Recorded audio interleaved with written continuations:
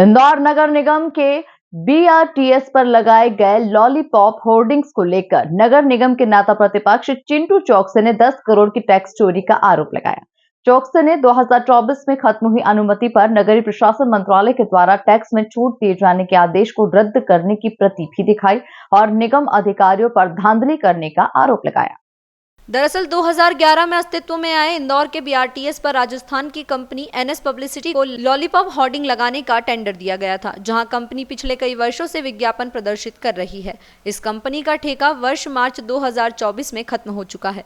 इसके बावजूद नगर निगम के अधिकारियों द्वारा कोविड महामारी के दौरान बिजनेस न होने के चलते 1 वर्ष की छूट प्रदान की गई थी, जिसे लेकर मध्य प्रदेश के नगरीय प्रशासन मंत्रालय द्वारा भ्रामक जानकारी देकर 1 वर्ष का कार्यकाल और बढ़ाने के आदेश को निरस्त कर दिया गया था।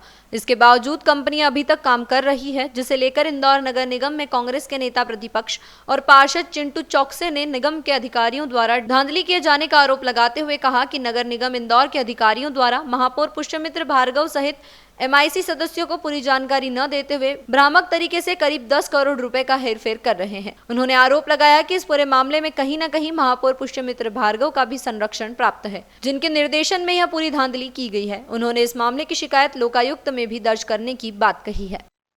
सबसे पहले आप सभी को धन्यवाद कि आज एक बहुत महत्वपूर्ण विषय पे चर्चा है, तो आप लोगों को हम लोगों ने आमंत्रित किया है। भ्रष्टाचार का बड़ा विषय।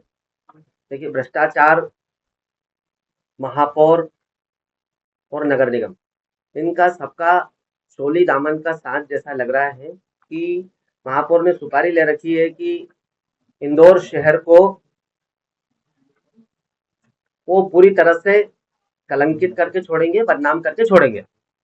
एक विषय बहुत गंभीर है। ऐसा संभव नहीं है कि ये महापौर जी के और आयुक्त महोदय की जानकारी में ना हो।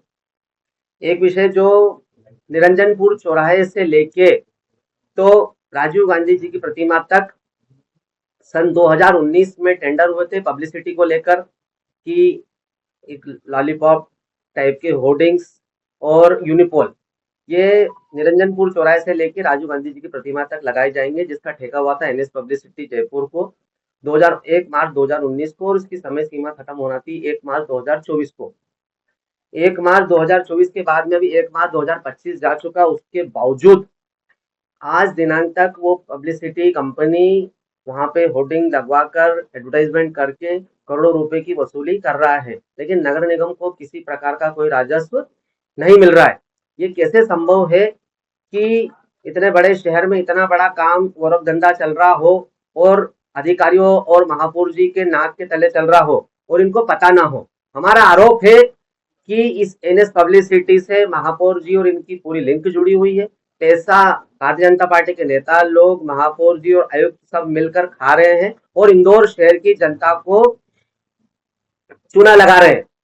ये कैसे संभव है कि जब निरंजनपुर चौराहे से लेकर सत्यसाई चौराहे तक ब्रिज का काम चालू हो चुका है और वहां से जो होर्डिंग्स की साइट थी, जो सामग्री थी, वो चूंकि जो भी होर्डिंग्स की सामग्री या कुछ भी संसाधन लगता है तो स्वतः ही जब उसका एग्रीमेंट खत्म हो जाता है तो वो संपत्ति नगर निगम की हो जाती है।